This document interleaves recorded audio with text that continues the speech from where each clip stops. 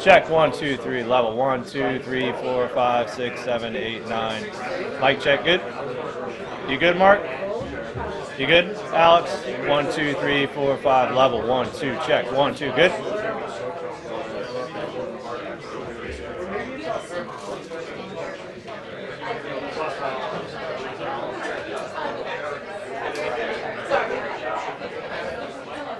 It wasn't going to suddenly kill you. It was just going to be upset.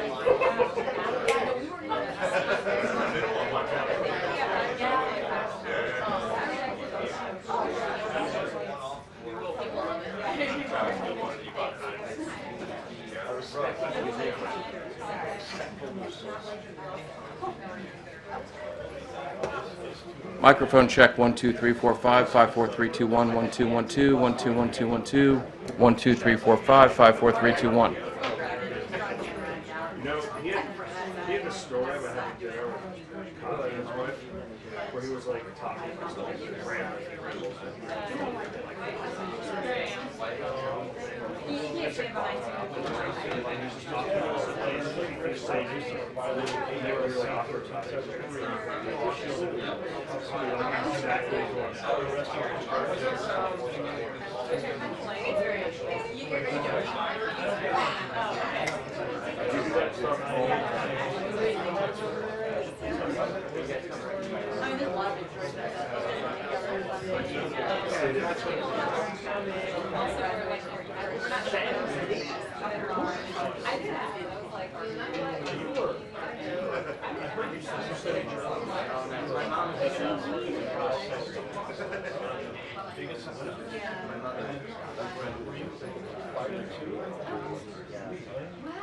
I thought that was hard. This is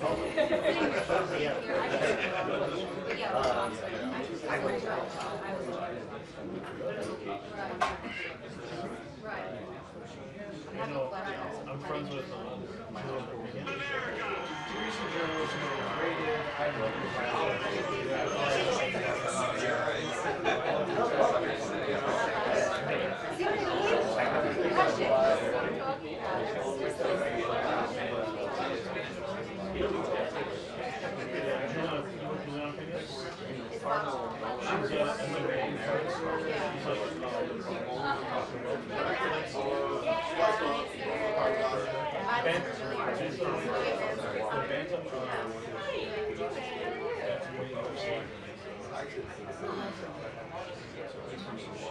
We also have another article about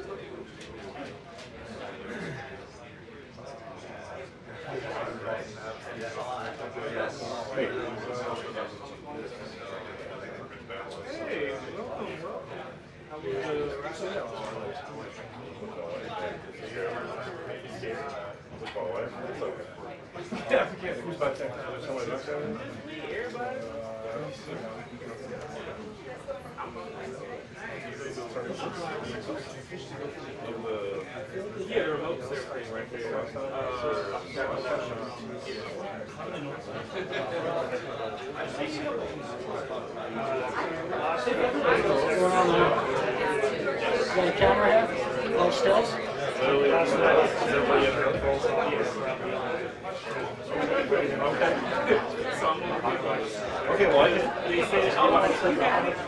about myself. I can listen to you on. So the remote's right there, the dongle thing is still there. I'm just waiting on the laptop to plug in. I go bet you make it. I already did two.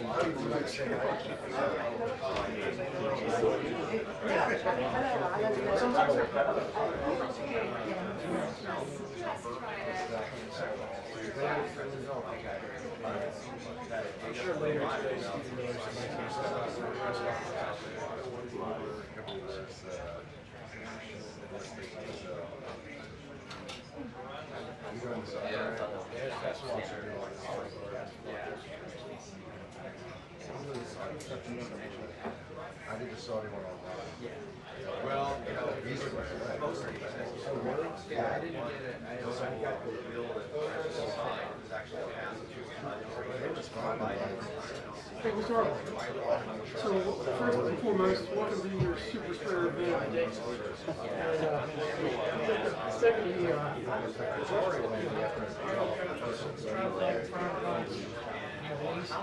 also seen it.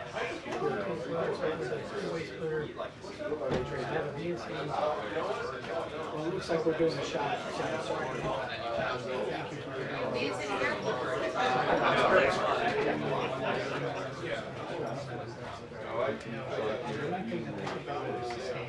Oh, Steve.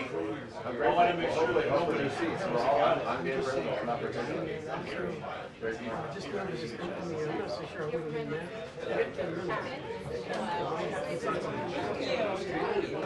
Oh, Kelly, maybe. Yeah. It is. We have a rotation depending on your shift. No, I won't be told anything. I'll be on to the next, I'll be back to the end by then. Shift that way. This was like where you're keeping.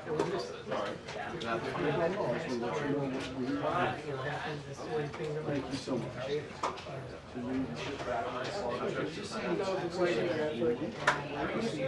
Are you still here? Yes, sir. The first person in the room today. Thank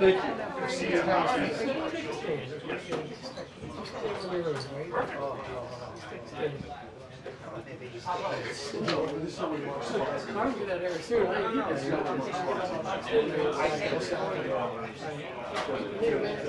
My position is photographers more spots. You are so serious about this. Sure, bro. Thank you very much. I mean, you could be doing both, right? I could, but I'm not. That doesn't have much. I love it. Nicely done. Nicely done.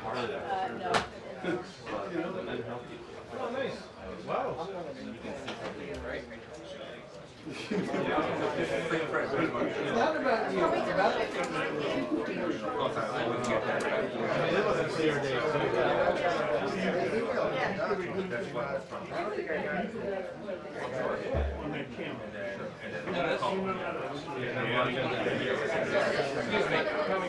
Excuse me, coming through. I mean, I saw you on my brother. What he's doing, but yeah. What is it? Just like to see what it looks like.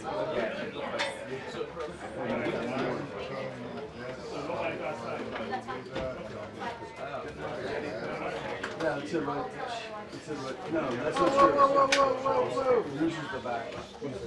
Okay, I was right next to Alex. Hey, Mark. No, When I no, first no, there's no pistol grip here. here.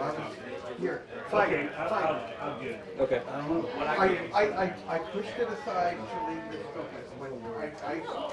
Excuse me. Battery's on. I'll go turn on the transmitter for you. Got an auxiliary, but it should last an hour. More bit. I'm just saying, when I came in, there was nobody here Grab except the, for Alex. negative. I got it right there. And I put my mail right here. Mine was pushed off. Want to just take the hand? Just take the shoes down. That makes even more sense. Thank you. Sometimes I can, You are very good. sometimes, well, if it's less work, I'm a genius. That's a power. You Mr. Rodney. Thank you, Peter. Oh, man. Peter's Mike, Rodney. Huh? Peter is Mike. Good enough.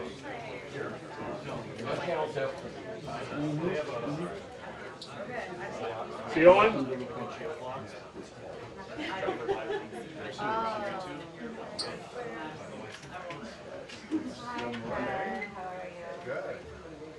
Good to see you. How you feeling?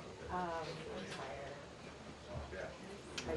Best you expected. Well, my daughter started to care, which means like, weeks ago, almost 2 months ago, when she was pregnant.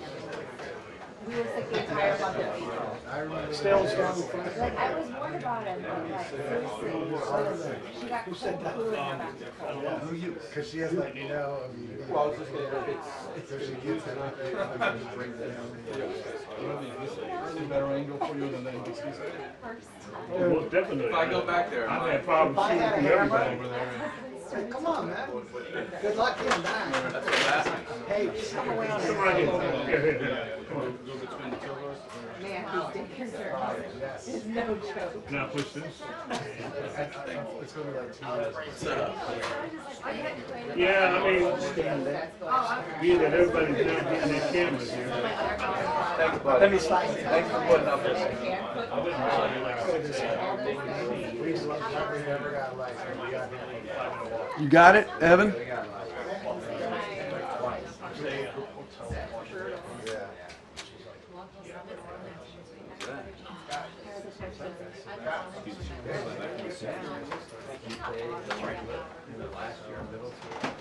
Oh my gosh, So I need wireless is on the channel too? You got it. Okay, cool. Thank you. Just checking.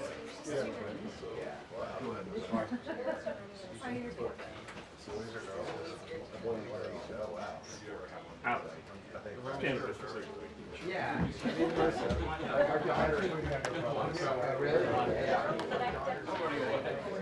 Thank you. Alex. Is that where you're gonna be? Is that where you're Alex. Yeah. Thank you. That's good. Killing me, Smalls. My dog on top of everything. Yeah. Like straight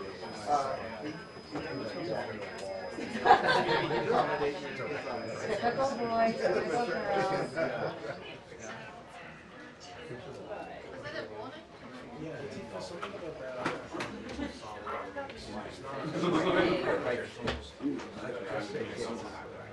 Salil, you got anyone?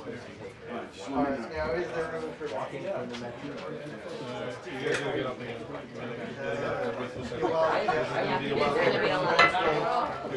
I know, all our little daughters put it was like, basically like, Yeah. You wanna be here?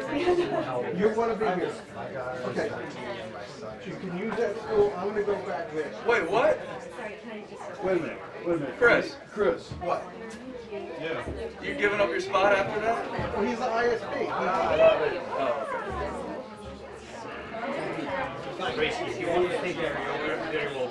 No, but I'm not gonna stand next to you. He's a shamble boxes. No.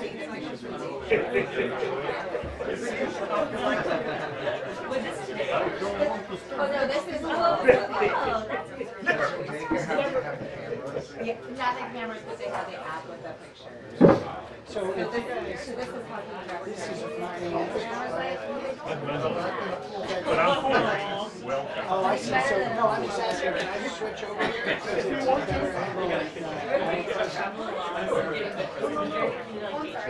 no, the reason why I came over here is because I was shooting at one point. 2 minutes. Through like 4 cameras.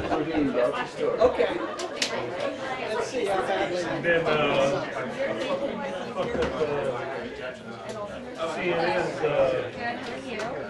shot. And but I had a pistol station. Strewn, yeah, we can switch over after that, Mike. Give me a second.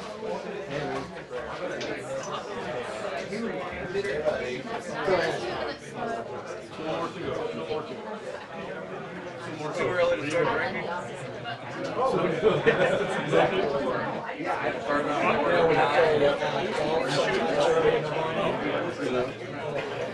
Yeah. Nine. Yeah, you're trying I try to enjoy yourself. Try to like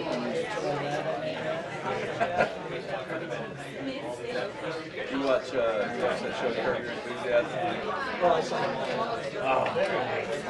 That guy's always playing golf. I'm like, this guy's like, guy's a billionaire. You know, he's got promise after. I knew it was 300 million, but he got No, it's like 900. Hey, what's up? Okay. That's a could be HR issue. I gotta go.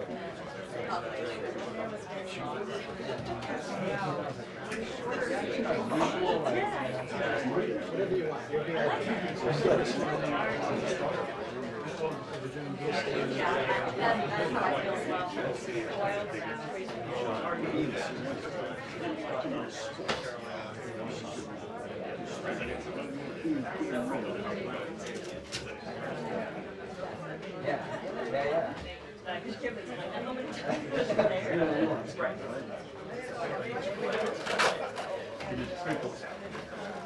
Yes, I saw that.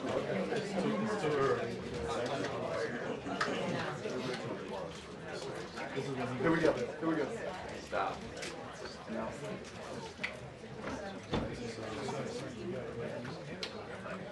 Risha, can I get an audio check on that? I see Harper 1, 2, 3, 4, 5. One more time? Hello, hello, hello. Again? One more time, Risha. Hello, mic check 1, 2, 3, 4, 5. Thank you. What are y'all doing back there? Oh my God. Whoa. Does anybody really need to know what we're doing?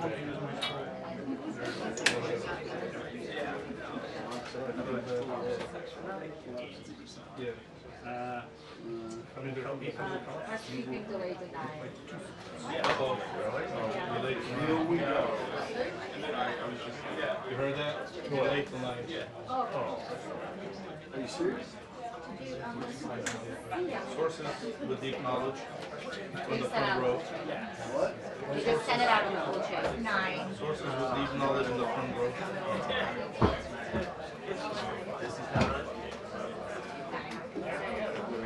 Delay. Delayed denied. 9 o'clock.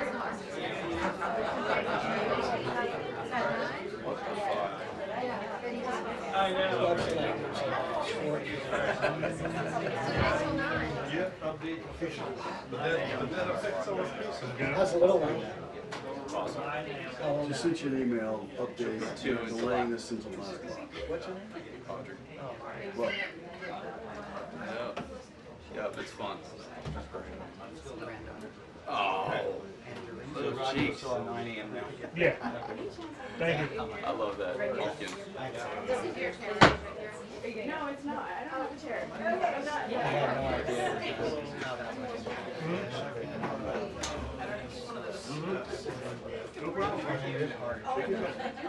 I know. Lay down. Because I got a pretty good one. Too bad my clock.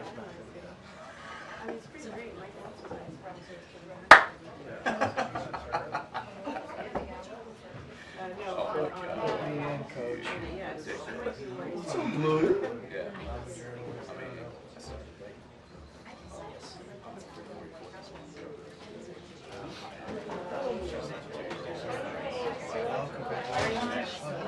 Yeah, I mean, you look like you put it in shape. I don't feel it. If you started on this, we had ours, we had ours when we had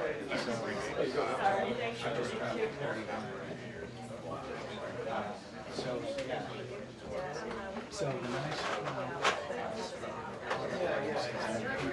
Oh, yeah. I was worried like. but that means that you do some projects. Later on, like 60. Oh, really? Doing some projects as well. Okay, sure. I always try to.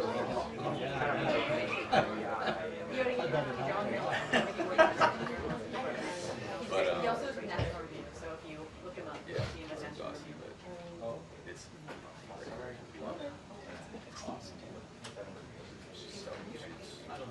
melts you. I know. Melts your heart.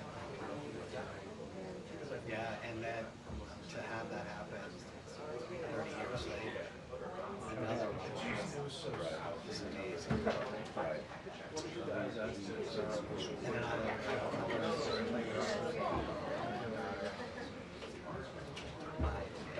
I call him. so I guess we want to be, I would say that's a straight up respect. So,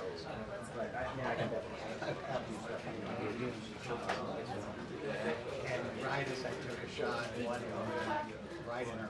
Sorry, I didn't come up with my questions today yet. I thought it was and I said it to her. Sorry about that. Yeah, it's an inspiration. That's what LA. But you know what? There's some I could do it. I could do it. I just like if we want like yesterday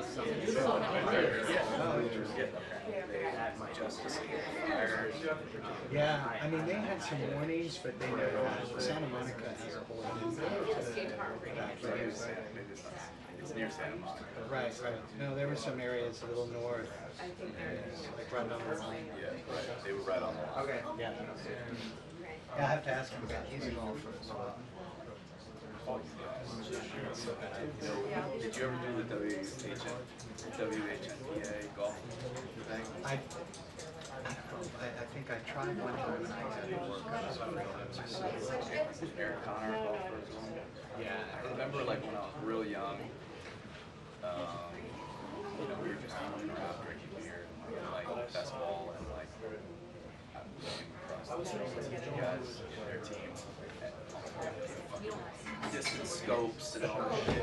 And I was like, hey, hey, beer, and they were like dialed in. They won.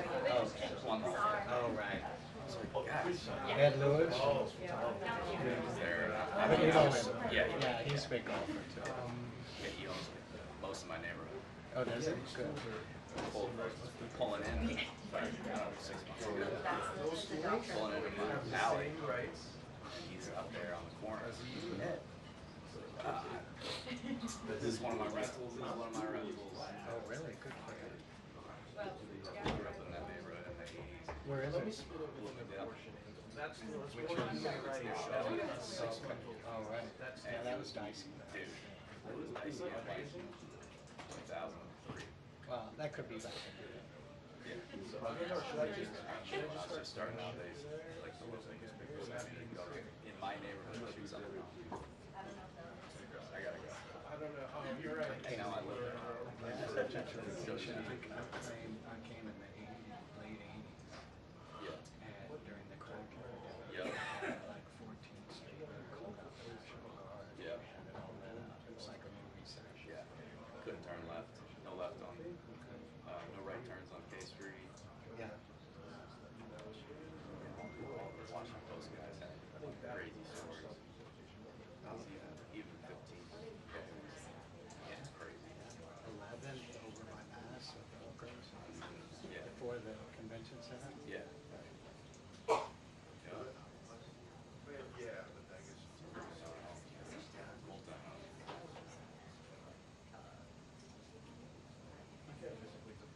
I came here back not that long ago, some years back, and I saw it.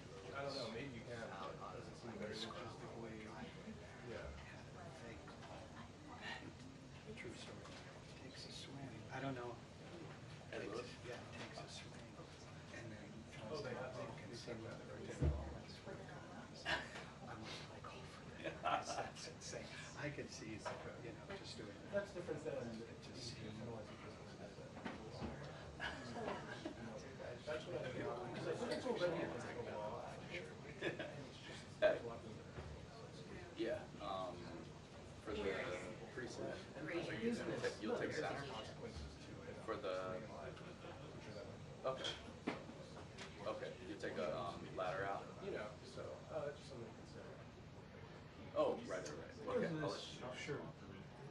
It seems to be black. I mean, what's the name of it? Let me go. Cool? Come on. I just want to squeeze Rodeo by. day one, I know, but I don't want that like crotch or the butt. Thank you guys.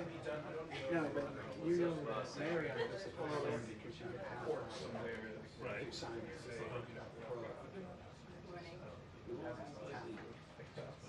That's why. For breakfast, What's half?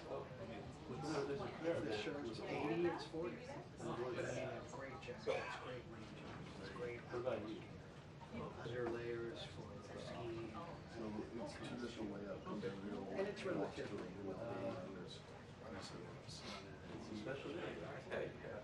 KUH. You want a pro. Oh, God, I just hate to be that way. Okay then. But I mean, No, you're out. I'm gonna write on an email. okay, thank you. Under no means. I'm not sure about the, could be a twin or a double. Around here, we're looking like all these other. That hurts, I take it personally. Don't do that. That's the only thing for me. Even though I do need it.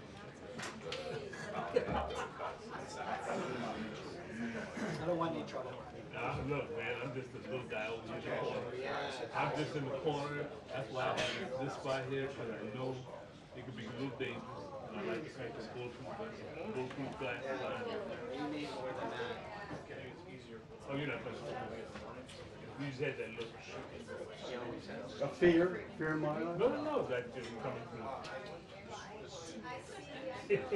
It's all fear, trust me, it's fear in my life. You're loaded. In Las Vegas. Loved it.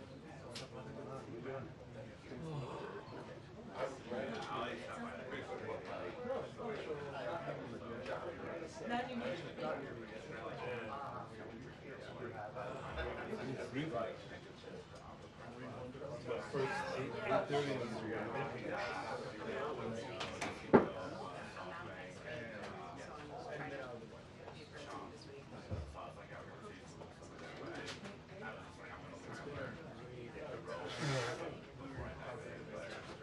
I had set up in our spot, and I had like 4 kids. Little camera on that. I couldn't see shit. So, I took it to the little table. I don't know how that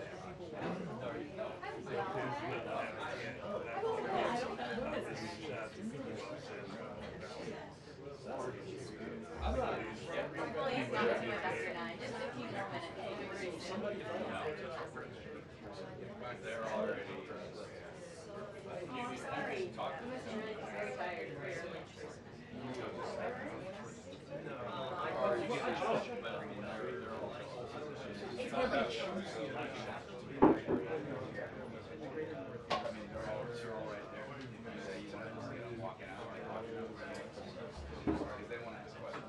Oh, yeah. We'll be out of there. He gets right.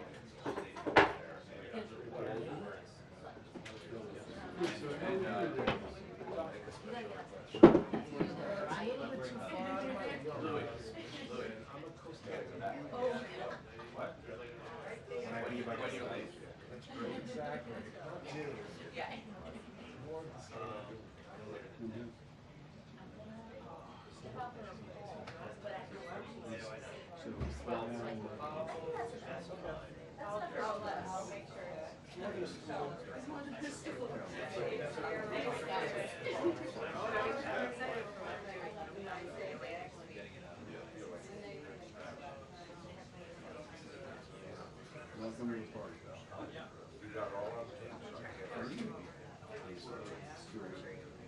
Everything's head on.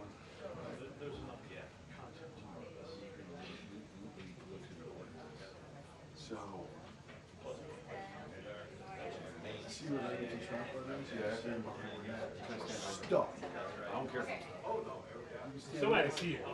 Oh, someone's on, someone. Just letting you know. I mean, I don't, one of the other TV people. Oh, be a standing. video person? Yeah, but, No, it's a still guy. was that right? His Harnick's over there. I'm sorry, go ahead. No, it's good to, I'm talking it through the possibility, the limited possibility. Keep the dialogue open. Dialogue, I like this guy, I like this guy.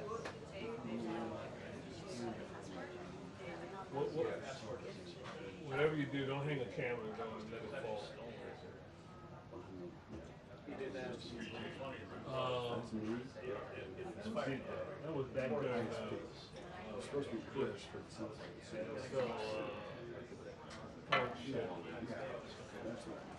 Trying to remember who The that problem is was. you need a little of that angle, because if he stands off the left-hand side, you're not gonna see him. But if he stands off the right-hand side over there, Yeah, but it happened and it just hung there for a while. You know what I'm saying? that's usually stacked. Right in front of NBC camera. Our shot was Bush was going like this. Can you see? It's on the very bottom of the sketch. So we had to be routed out to I got it. CBS. Go ahead. Coming over? I don't care. What I'll do head on. Use a net on here, I'll do head on. Would you throw out the 2 to 6 from up top? Thanks, bro. Hey. I hate when people hang up on me. Yeah, that's easy. Yes, there is. Yeah. Yeah, that's easy. Oh, that's candy. No, there's plenty of room there. He's happy to share that. Okay. Yeah. You're the best. I did. So my buddy in the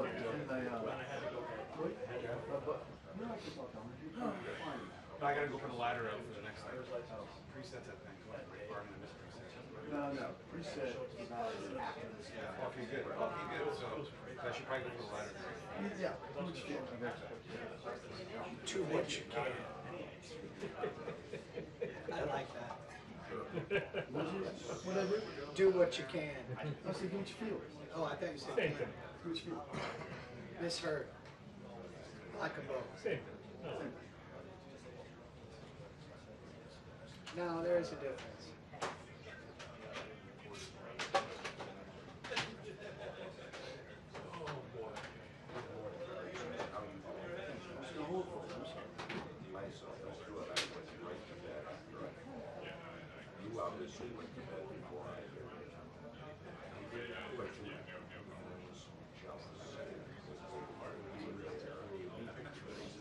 Oh, what, permanent? I'll check. I did something about that. I'm not 100% sure if I'm gonna go. Yeah.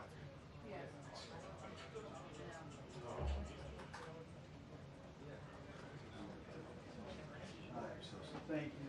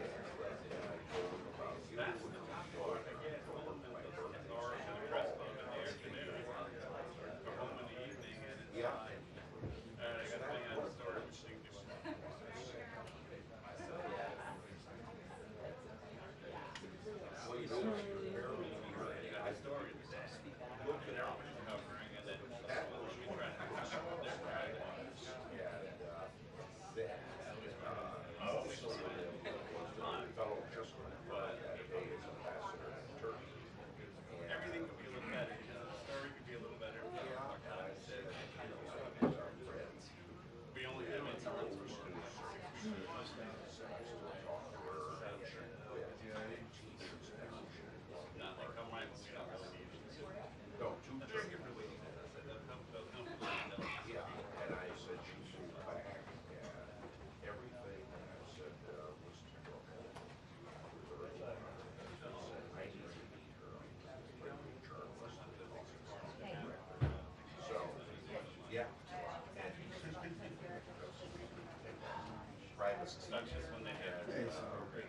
good, buddy.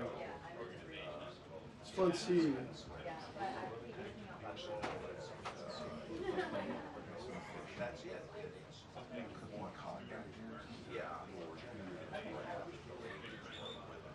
Just be thankful for our squid. Nah. Lutefisk is the one. Okay, when you're going into rare. Oh, like manipulating, you know what that was. You probably had it. Lutefisk.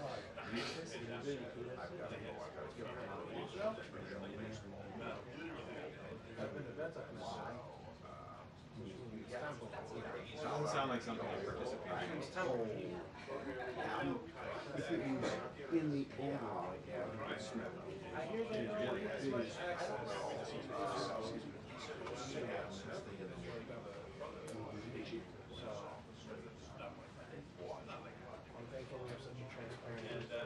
What? They came last night and they didn't even get their group chat.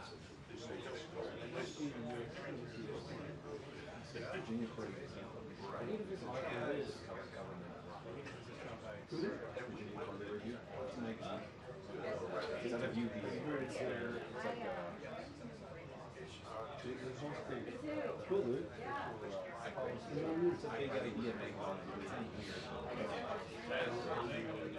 Poetry, It's great. So you gotta keep an eye out for my friend's son's punk band. It is in code, but it's also his wife wrote for his own story. Every state has a file for it. It helps pay. And that's what it's about. I'm really based Here. Here, yeah. I'm telling you, it's not for the area. Every state has giving you a hard time. It's not a good start.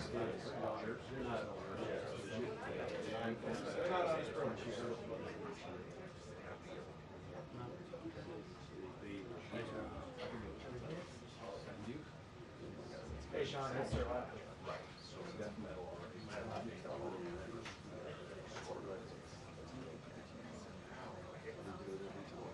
So they take them down. They can switch. Yeah, I like When did they actually? Two administrations. Really? No, it's, we don't have same.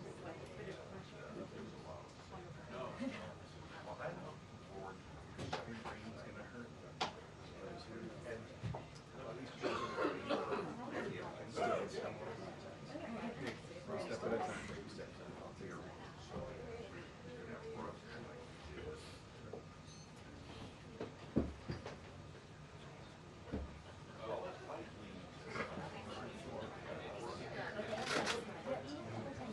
No, I know what I'm saying, but that's.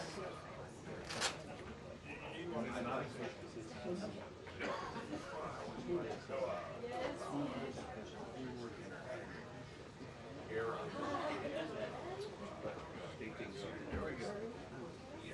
By the way, your cameo, it's in Chicago. Oh, you're in it. You meet Ken Light in Chicago. What I do? I think you're going to meet St. I love that. I love that. No, we're in Chicago. Remember that protest and the fights and the Trump hotels over there? And then you turned around and you're like, oh my God, I have a true message.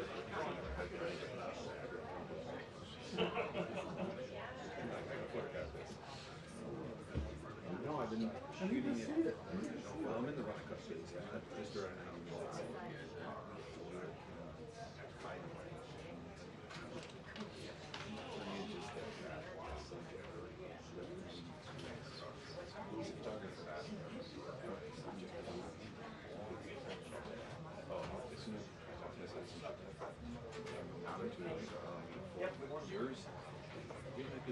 cool guy.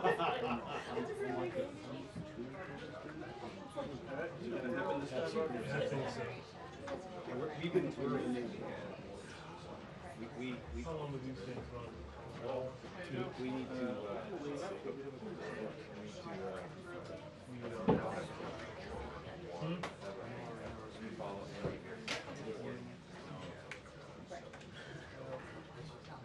Wanna go this way? is that the stretching yours? Hey, keep it down. Get that leg down. That's not wet. Anybody else wanna come back in? I'm out. Andy's thinner. Andy's thinner. And Andy's got less hair though. Oh boy. Here we go. Here we go.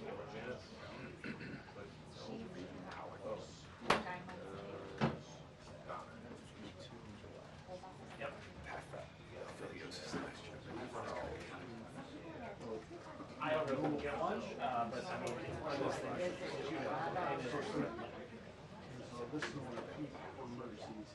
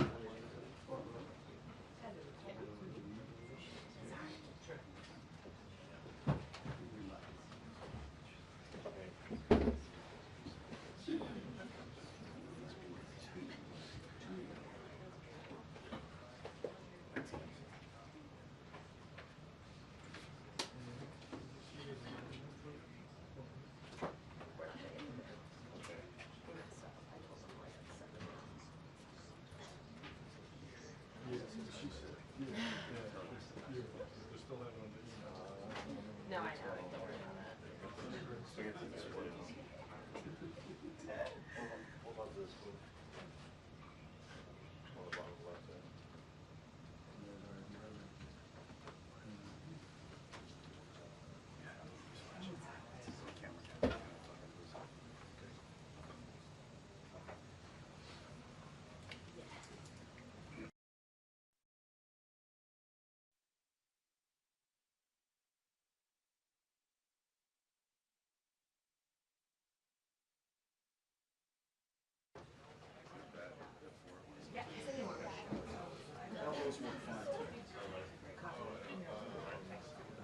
We got Quick check, Alicia.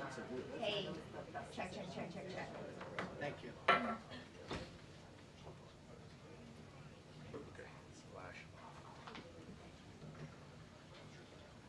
Peter? 543. Thank you. 2-1.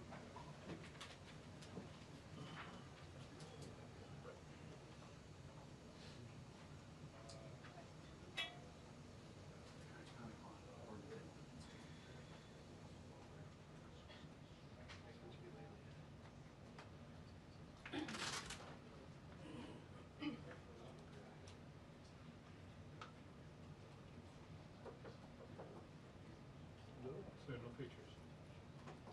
No pictures. Not allowed to take pictures.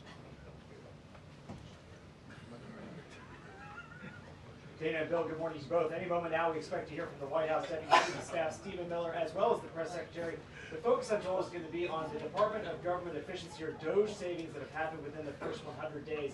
This program, which has certainly generated a lot of attention, both pro and con up on Capitol Hill and with the public, is going to be focused on what they've been able to save so far. While we've seen a number of Democrats say that they've taken a machete to many government programs, the administration says it's also found a lot of waste, fraud, and abuse that it wants to highlight. So I would expect in the briefing, we're at least going to hear that off the start of where money has been saved. Of course, the number one issue on so many people's minds, whether it be in polling or as we talk to people, is the economy. The White House still facing a lot of questions about its trade policy. The president just yesterday, once again, defending his tariff policy. We heard from an economic advisor this morning who said it's very possible a trade deal could be announced, or at least developments on a trade deal announced by the end of the day today, but it was only a tease. No guarantee either way. The White House has been facing a lot of questions, though, about its economic strategy, given some of the economic news we've seen just within the last 24 hours. The latest GDP news showing that the economy shrank in the first quarter ever so slightly. We had new numbers out this morning showing weekly jobless claims also up a little more than expected. Even places like McDonald's seeing same-store sales fall within the first quarter. So whether or not this is a broader economic indicator of where things stand with the U.S. economy or just kind of nitpicking, we'll be looking to get the White House's comment on that. There also was major news overnight as the U.S. and Ukraine reached this minerals deal, which has been talked about now for months. The Treasury Secretary reaching a deal with Ukraine's economic minister that would essentially allow the U.S. to eventually gain investment access to what Ukraine is able to offer. The Ukrainian government has been very eager to keep U.S. investment in the country as it's continuing to fight with Russia, and we obviously know that the administration has been working to create some sort of peace deal eventually. There's been a lot of talk about could this actually happen anytime soon. The Ukrainians are saying that they hope this is the first step to continue U.S. involvement as they try to defend their country. We also expect a lot of focus to be on the president's first 100 days. He's going up to, I should say going down to the University of Alabama tonight for a commencement speech. He'll likely talk about what he's been able to accomplish within his second term. We have seen that PR blitz all week, Dana, Bill, as they have brought out cabinet secretaries, the president himself in the cabinet meeting just yesterday, asking for updates on where a number of issues stand. We've heard from the Attorney General, from the Secretaries of Treasury and Defense, but obviously so many of the questions today will be focused on the economy after the news I just talked about. Bill and Dana.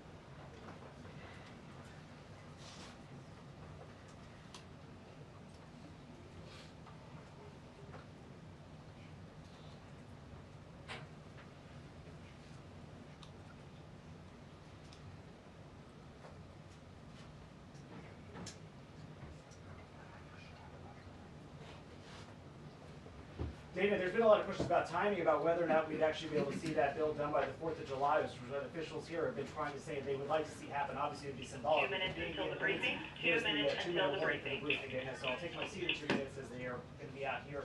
But I will say that in terms of the congressional leadership coming here to the White House, obviously they want to give the president an update of where things stand on this negotiation. The White House very eager to see this text be signed into law, and they're getting ready to come out now, so I'll take a seat. Dana?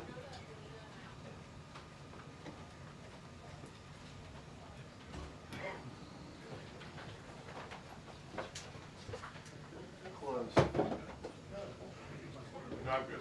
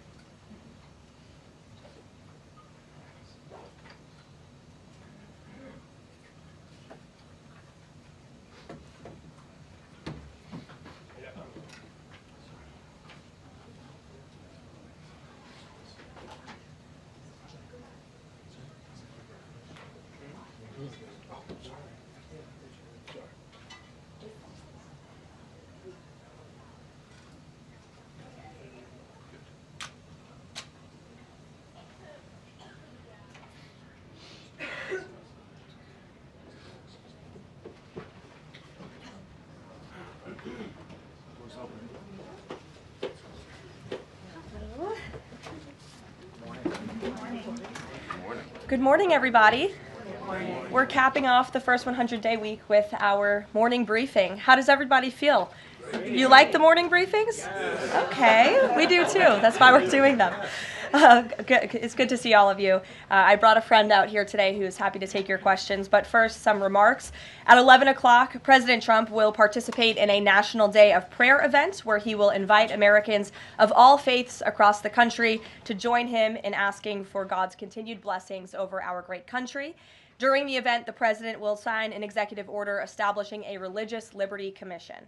Later today, President Trump will travel to the University of Alabama to deliver a commencement address to the graduating class of 2025. Last night, we saw yet again why President Trump is our deal maker in chief. We secured a historic agreement to establish the United States-Ukraine Reconstruction Investment Fund.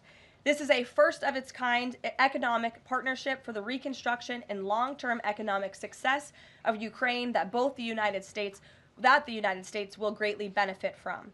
This partnership represents the United States taking an economic stake in securing a free, peaceful, and sovereign future for Ukraine.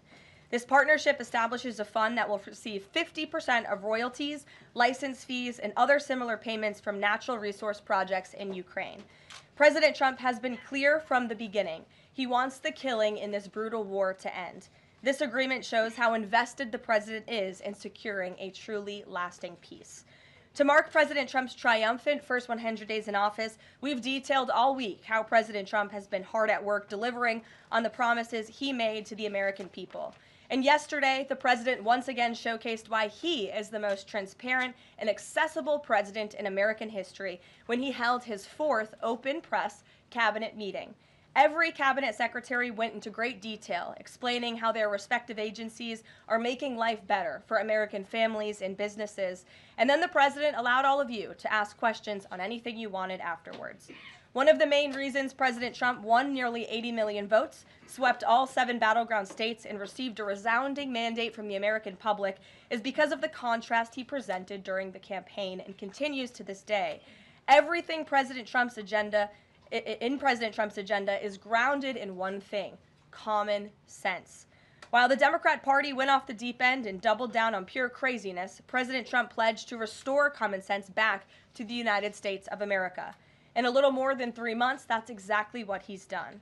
He recognized that America is a sovereign nation that cannot survive if it does not protect its territorial borders. So he secured the border in record time and ended the mass invasion of tens of millions of illegal aliens into our homeland.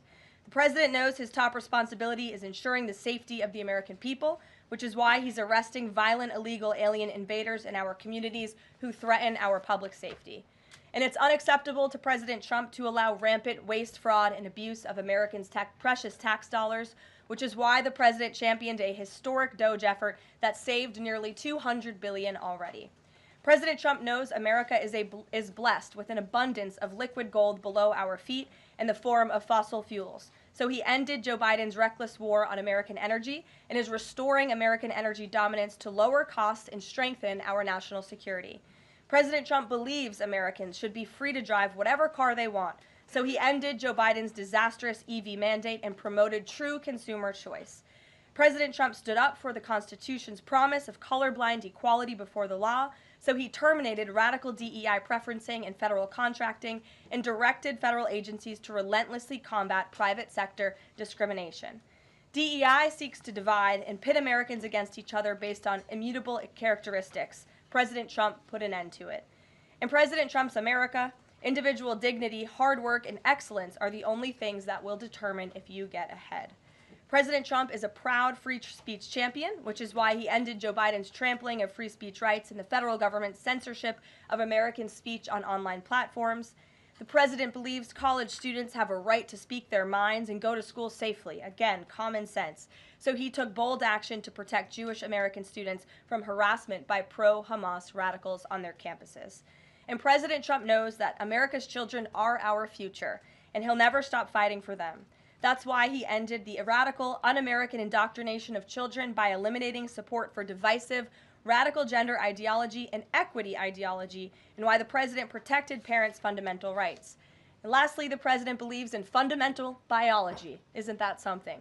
Which is why he made it the official policy of the United States government that there are only 2 sexes, male and female. And because men and women are biologically different, President Trump ended the unfair, demeaning practice of forcing women to compete against men in sports and having their private spaces invaded. When President Trump promised a complete restoration of America and the revolution of common sense, he meant it. And over the next 100 days, get ready for historic trade deals, budget deals, and peace deals. For more on President Trump's common sense revolution, I will turn it over to our White House Deputy Chief of Staff for Policy, Stephen Miller. Stephen, thanks for coming in today. Thank you, Karoline. Great to be up here with you, and great to see so many familiar faces I've had a chance to get to know over a number of years as we gather this morning to continue our celebration of President Trump's unprecedented and historic first 100 days in office, what are without doubt the greatest 100 days to begin any American presidency in the history of this nation.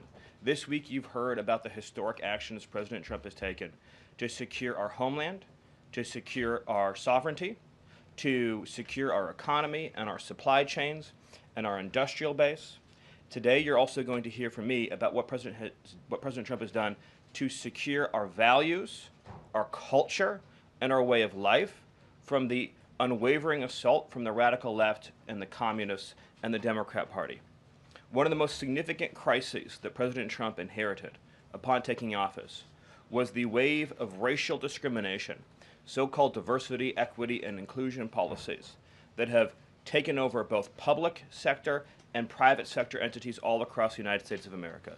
Perhaps the most dramatic example of this is that our air traffic controllers were being hired and promoted based on race and gender, not their ability to conduct our nation's air traffic. I would estimate that probably 90% of Americans would agree with the statement that airline safety should be based on your ability to keep, airline safety jobs should be based on your ability to keep planes landing and taking off and flying safely, not on what demographic box you check. President Trump has ended across the entire federal government all hiring, recruiting, retention, promotion, and training based on race and sex. This includes in our law enforcement agencies. So again, when we took office, even in sensitive law enforcement, national security, and intelligence agencies, we were hiring individuals not on their ability to carry a weapon, not on their ability to keep Americans safe, not on their ability to conduct sensitive intelligence operations, but based upon race and sex. And obviously, that is unacceptable. It's going to be merit-based across the whole federal government. But this wasn't just the federal government. This was the private sector, and this was also, of course, our entire university and education system.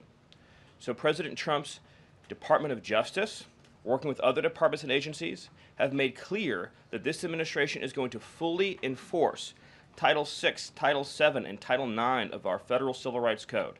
Discrimination based on race and sex is prohibited by law, and this administration will vigorously enforce that. And companies, small or large, that violate plain text of federal statutes will face appropriate financial and other penalties. This administration is not going to let our society devolve into communist, woke, DEI strangulation. We are going to have a system of merit, which is not just a social and cultural issue, it's an economic issue. When you hire, retain, and recruit based on merit, as President Trump has directed, you advance innovation, you advance growth, you advance investment, you advance job creation, you create the best and safest product for all Americans. When a citizen goes to, say, a hospital in a medical emergency, they don't care what race or sex their doctor or their nurse is. They want the best treatment they can get in that emergency. When they're flying a plane or when they are on an aircraft, they want that pilot to be the best pilot, the safest pilot, not caring what that pilot's race or sex is. This applies across the whole government. In particular, looking at our university system, this administration has opened investigations into universities across the country for violating, and we talk a lot about Supreme Court rulings, universities across this country are in plain and direct violation of the Supreme Court's ruling that affirmative action, as in racial quotas and set-asides, are illegal. Students must be admitted to universities on a color-blind basis. But we have demonstrated through clear evidence that our university system, including our medical schools, and perhaps particularly our medical schools, are engaging in race-based discrimination, racial set-asides, racial quota schemes, and other efforts to evade the Supreme Court's ruling, and again, the plain text of federal statute. So universities are on notice, and universities are already facing the financial consequences of their noncompliance with federal law. The clearest example that we're all familiar with, of course, being Harvard, which is engaged in repeat, systemic, and sustained violations of federal civil rights law. Another area of civil rights law that we talk about a lot, of course, is Title IX, sex-based discrimination. And this administration ended the Biden administration's policy and the Democrat Party's policy of allowing men into women's sports, men into women's spaces. We are using every single legal and financial tool we have at President Trump's direction to make it clear that schools and universities are and will lose federal funds, as you've seen in Maine, if you allow men to invade women's sports and women's spaces. And this applies to our whole K-12 system. The Department of Justice is also coordinating with state and local law enforcement to fight child abuse in our school systems. It is child abuse to change a child's gender, particularly if you do not inform the parents. In other words, if a 5-year-old or a 6-year-old goes to school, or a 7-year-old goes to school, and the teacher tries to turn the boy into a girl or the girl into a boy, that is child abuse. And this administration is treating that as child abuse. And it is a gross violation of parental rights. This also includes the administration's message to our hospital systems that they cannot and will not be allowed to use taxpayer dollars to perform chemical castrations and sexual mutilations of children. Castration surgeries, castration drugs, sterilization treatments of children are barbaric. They violate all sound medical ethics. They are completely unwarranted. They harm children for life irreversibly. It is child torture. It is child abuse. It is medical malpractice. And so the Department of Health and Human Services, under the leadership of Bobby Kennedy, as well as the Department of Justice and other departments of this government, are making clear to our medical providers and our hospital systems that you cannot use taxpayer dollars to perform these barbaric procedures on America's children. And HHS has systematically eliminated all of the junk, fake science that was produced under the Biden administration promoting sex changes on children, promoting the idea of sterilizing children. That's been cleaned out, that's been removed, and new guidance is being issued to doctors and hospitals advising them that they cannot perform these horrifying procedures, these irreversible procedures on our nation's children. We are also making clear in our prison system, male prisoners will not be allowed into women's prisons. The Biden administration promoted prison rape by putting men into female prisons. That is obviously insane, cruel, and unacceptable. And even though the Democrat Party and Hakeem Jeffries and the Democrat media continue to fight to put men into women's prisons, this administration will not allow that. And will not allow men, as well, in our K-12 system, into women's private spaces and restrooms. We have seen horrifying example after example of young girls being sexually assaulted because school districts have allowed men into women's and girls' private spaces. This administration, President Trump, is at the forefront of protecting women and protecting girls. And nowhere is that clearer than when we are talking about fighting radical gender ideology. This administration is also fighting to get critical race theory out of our school districts.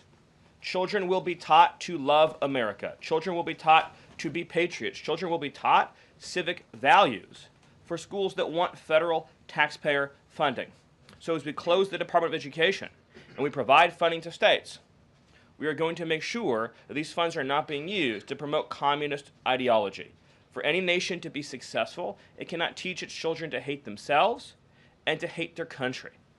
So these are a few of the areas in which President Trump has fought the cancerous communist woke culture that was destroying this country, where we were led to believe that men were women, that women were men, that racial discrimination was good, that merit was bad, and that safety and physical security mattered less than the feelings of liberal ideologues.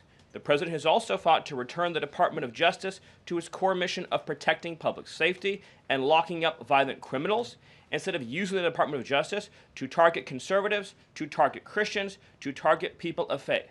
The last administration cruelly and shamefully used the power of the Justice Department to go after law-abiding Americans, in particular Trump supporters, conservatives, and Christians. That persecution has ended. The Department of Justice and the FBI are back in the business of going after bad guys, of going after gangs, of going after criminals, and keeping Americans safe. Let me just conclude before taking questions by noting that when you look at the sweep of the first 100 days, every single crisis that has afflicted America for years, sometimes decades, sometimes generations, this president has fought head on. He has taken on every entrenched power structure and system all across this government, this swamp, this town. That includes, of course, the Doge efforts to slash corrupt, wasteful government spending, graft, and corruption, and to stop billions of taxpayer dollars from going to radical left NGOs. These are left-wing nonprofits that are used to advance illegal immigration, to advance open borders, to advance gender ideology, and to advance all of this insanity that has been turning our country in the wrong direction for so many years. President Trump took head on the trade crisis afflicting this country with the destruction of our manufacturing and industrial base, the shameful betrayal of the American worker by Joe Biden and the globalists that sent all of our supply chains overseas. He took head on the catastrophe of mass, unlimited illegal immigration that was turning us into a failed third world state, and achieved the lowest level of illegal immigration in recorded history without even a close second.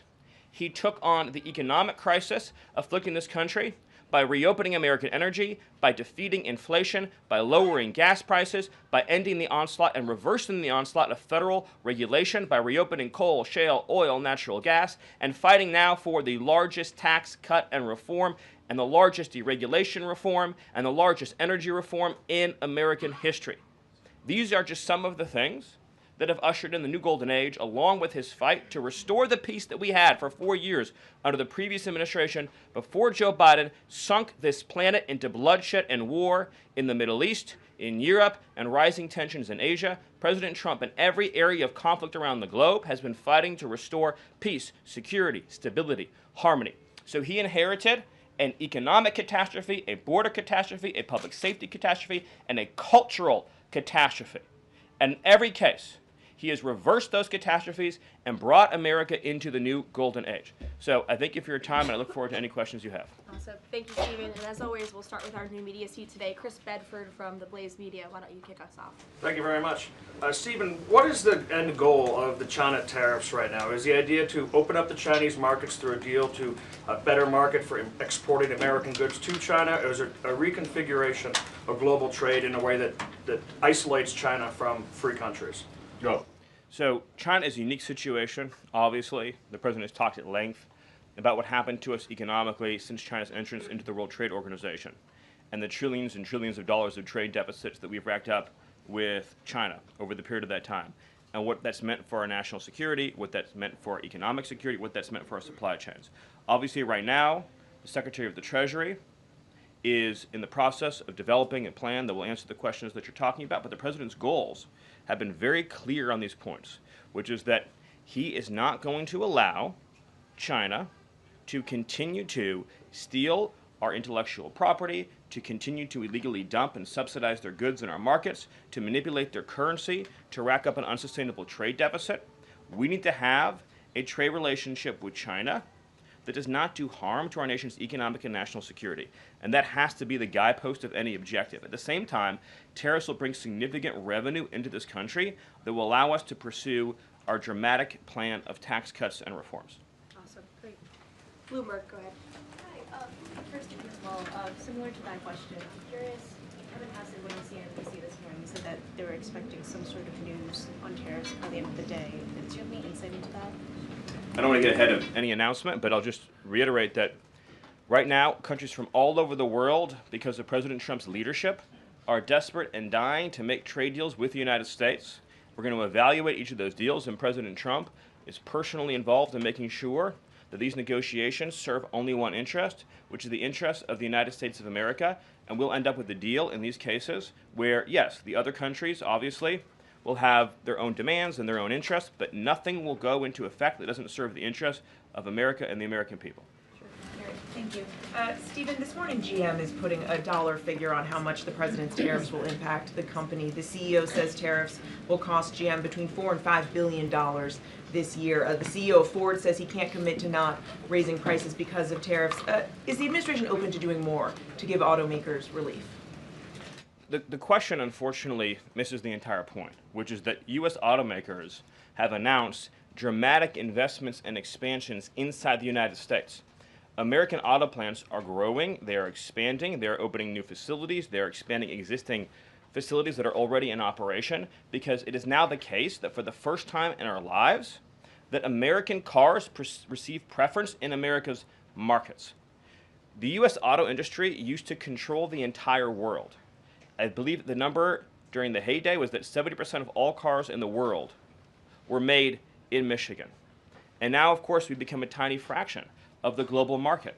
And the reason for that is because the United States opened its markets to every single foreign cheater and every single foreign nation that subsidized its goods on the face of the earth, and their markets have been closed to ours. Japan closed their market to our cars, the entire EU closed their market to our cars, South Korea closed their market to our cars. All of the countries I just mentioned have tens of billions of dollars of annual trade deficits in automobiles with the United States. These are supposedly pure nations, nations that have at least a somewhat equivalent per capita GDP. So it is impossible under the terms of fair trade, if you have two nations with similar per capita GDP, to have such uneven trade flows in automobiles. What the president has done with his car tariff, we have the most desirable market in the world, is if you want to sell cars tariff-free, tax-free to our market, your plant has to operate in the United States. The only alternative to that is to have no U.S. automobile industry whatsoever, which is where this was headed, to be clear.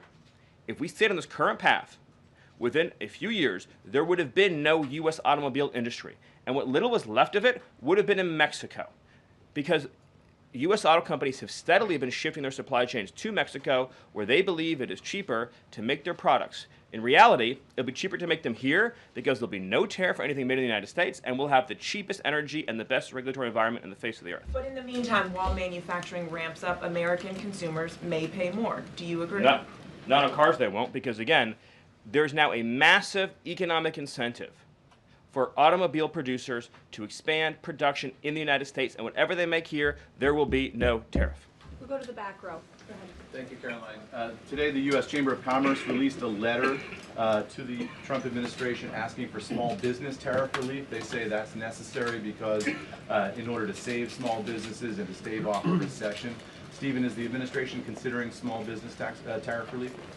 The relief for small businesses is going to come in the form of the largest tax cut in American history.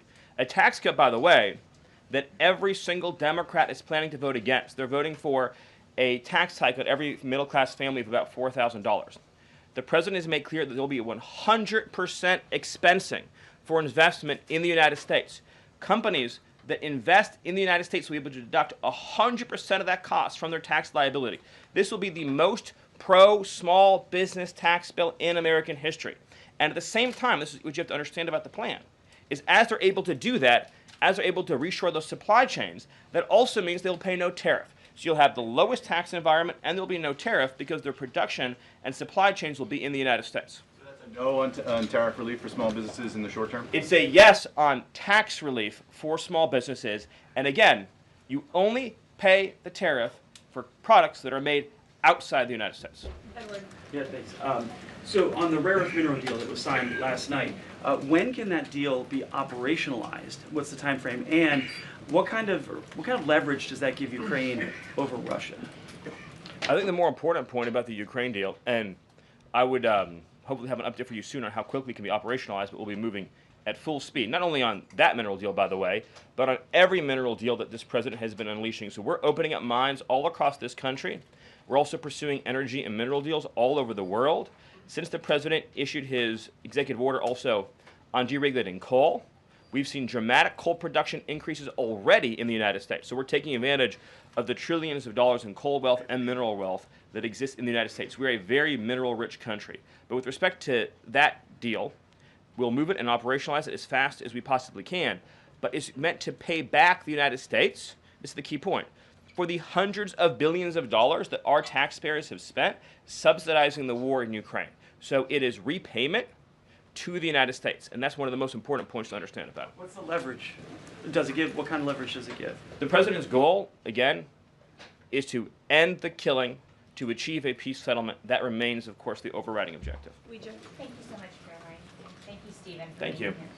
This administration has stressed the need for price transparency for things like healthcare bills and concert tickets. So why is it a political and hostile act for Amazon to display price transparency on consumer goods?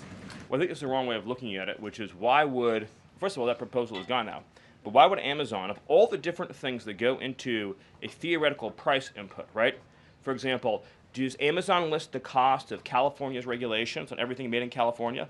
Anything you make in California, you have a massive price increase because of the healthcare regulations that are unworkable in that state, because of the labor regulations that are unworkable in that state, because of the subsidies that go to illegal aliens in that state, because of all the bureaucracy. So anything being produced in California has a massive built-in price hike. So why wouldn't Amazon have a list saying if you purchase it in California instead of in Alabama, this is the premium that you pay?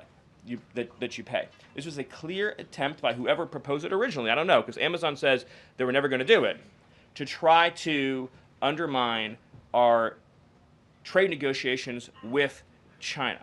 I'll make another important point on this, which is that there's been many complaints about the fact that there are a lot of products that are sold on Amazon that are actually ripoffs of American products that are then stolen by China, and then they take our IP and they put them into products to try to undersell our manufacturers. So to the extent that we are engaged in labeling issues on Amazon, I would say that would be the most significant one to fix, is making sure we're not undercutting American consumers. And then one on Abrego Garcia, please.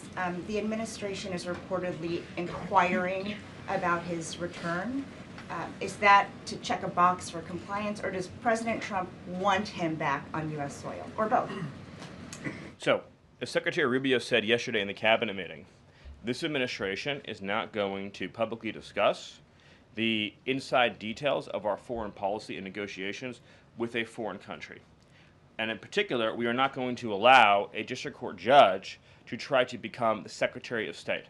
Secretary Rubio is the one who, under his leadership and direction at the State Department, is managing the day-to-day relationship with El Salvador. Let's just take a moment, number one, to express our gratitude to El Salvador for agreeing to take some of the most dangerous terrorists off of America's streets and to put them into a safe environment where they cannot continue to engage in acts of terrorism or coordination with the Maduro regime. You may have seen recently an FBI assessment that was unclassified that said that the Maduro regime is using and planning to use Trinidad terrorists to carry out assassination plots on American soil. Now, very few in this room covered that. I'll let you all ask yourselves why you didn't cover it and why your editors didn't assign that story to you. Something I think you should think about on your own. But this is a earth-shattering piece of news. The Biden administration imported the terrorist army that our own FBI assesses is planning assassination strikes on American soil against critics of the Maduro regime. Those are the terrorists that President Trump is finding and apprehending that our Democrat judges and Democrat activists are trying to keep on U.S. soil. Trinidad has the same legal status as Al-Qaeda and ISIS. MS-13 has the same legal status as Al-Qaeda and ISIS. These are foreign terrorists operating on our soil. And our gratitude to El Salvador for agreeing to take custody of these terrorists is immense. With respect to the case that you mentioned, there's now even been more evidence that has been made public of this person's violent, repeated threats and assaults against his spouse. Someone who had repeated, documented human trafficking and human smuggling offenses. Somebody that has extensively documented membership in MS-13, a terrorist organization, and of course he had MS-13 tattooed on his knuckles. This is a person that was a clear and present danger to the safety of the American people. And it is a sad reflection on the state of our media and many of the outlets represented in this room that you obsessively try to shill for this MS-13 terrorist. Well, no coverage occurred in your papers about any of the Americans that were raped and tortured and murdered by the illegals that Biden was importing into our country. You know, you talk about due process. The Biden administration made the decision to give extensive due process to two Trinidad terrorists that were apprehended at the border just a couple years ago. They were two gentlemen. They were from Venezuela. They were members of Tren de Aragua. The Biden administration Border Patrol apprehended them and made the decision to provide them with extensive due process, put them onto a program known as supervised release, and put them on ankle monitors so that they could go through a lengthy legal, judicial determination as to whether these legal aliens who had just set foot on U.S. soil might want to live in the United States for the rest of their lives. What was the result of that decision? What was the result of that choice that was made? Those two men kidnapped a young girl named Jocelyn Ungary from her family. They beat her, they sexually assaulted her, they tortured her, they stripped her, they murdered her, and they dumped her body. That is what the Biden administration's policy was. Most of your papers never covered her story when it happened. To the extent that you covered it at all, it was because President Trump forced you to cover it by highlighting it repeatedly over and over again. He had to shame you into covering it. And each and every one of you that sides over and over again with these MS-13 terrorists, to the extent that you have the financial means to do so, you all choose to live in condos or homes or houses as far away from these kinds of gangbangers as you possibly can. If I offered any one of you a rent-free home with no taxes to pay in any of these gang neighborhoods, and I said your neighbors are MS-13 terrorists or Mexican mafia or Sinaloa cartel or Tren de Aragua, I couldn't pay you to live there. But yet you, with your coverage, are trying to force innocent Americans to have these people as their neighbors, and that one day their daughter may be abducted from their home and raped and murdered. So you're not going to get an ounce of sympathy from this administration or President Trump for the terrorists who've invaded our homes and our country. Awesome. Thank you. Peter, we'll take a couple more questions. A couple questions on Doge, of course, because that's the topic that you're here to speak about. But I want to ask you one other question about the topic of prices. We heard from the president on this just yesterday, right now, on prices and the risk that there could be some short-term, as he said, shortages. He was referring specifically to dolls. What do you tell Americans right now, Stephen, who say they can't afford to, in the president's words, be patient? Americans who voted for President Trump on his promise that he would lower prices across the board on day one. But he did lower prices across the board on day one. Well, grocery prices last month went up 0.4%, of course. So I mean, just across the board, not exclusively eggs. Inflation, as you would acknowledge, is down substantially. Gas prices are down substantially. The new GDP report showed a 22% record increase in investment in the United States of America. So all of the, and don't even, egg prices, of course, which was all you guys talked about for a few days, I think are down like 80%. The reality is that we can either surrender economically to China, or we can reclaim and reshore our manufacturing base and our industrial needs. And it's not just China. In the event of any national emergency, this is the president's first duty as commander-in-chief. In the event of any national emergency, we cannot be reliant on foreign countries for steel, aluminum, energy, technology, any of the essential components that we need to keep this country running. He is fulfilling his duty as commander-in-chief that every president before him had failed to fulfill or even actively betrayed. And despite inheriting all of this, as I mentioned, inflation down, jobs up, and particularly, by the way, jobs for American workers. So for the first time, you look at these jobs reports, the government workers are going down, which artificially, of course, increased previous job totals. The employment of non-citizens is going down. The employment of American citizens is exploding. Remember, all the job gains during the Biden administration, so-called gains, on net were for foreign workers. So if you look at the stock of American workers over his whole administration, they lost jobs on net. So if you're an American worker, you lived through 4 years of a Biden depression. That was the economic reality that now that President Trump is rescuing. And again, if you make your product in America, there's no tariff. And as we develop advanced manufacturing techniques, increased AI, increased robotics, it'll be cheaper and cheaper and cheaper to manufacture in America. But to be clear, you said that prices have gone down across the board. The president himself acknowledged that on toys you may end up paying, on dolls he was referring to, you may end up paying a little bit more right now. So in terms of he was making the point that I think almost every American consumer agrees with. If they had a choice between and I'm a parent of young children, you had a choice between a doll from China that might have, say, lead paint in it, that is not as well constructed as a doll made in America that has a higher environmental and regulatory standard, and that is made to a higher degree of quality. And those two products are both on Amazon, that yes, you probably would be willing to pay more for a better made American product, but here's the key point. With the tax cuts, the regulation cuts, the energy price decrease, and everything else that President Trump is doing to unleash this era of American prosperity and prevent the road we were on to get off that road of financial ruin and doom, means that it will be cheaper than ever to make and manufacture in America. I think that answers your question. So I'm going to follow one more. Stephen, can I just? Can I ask the Doge question? Can I ask about Doge? Peter, we just gave you 2 questions. Brian, go ahead. But I'll wait. Thank you.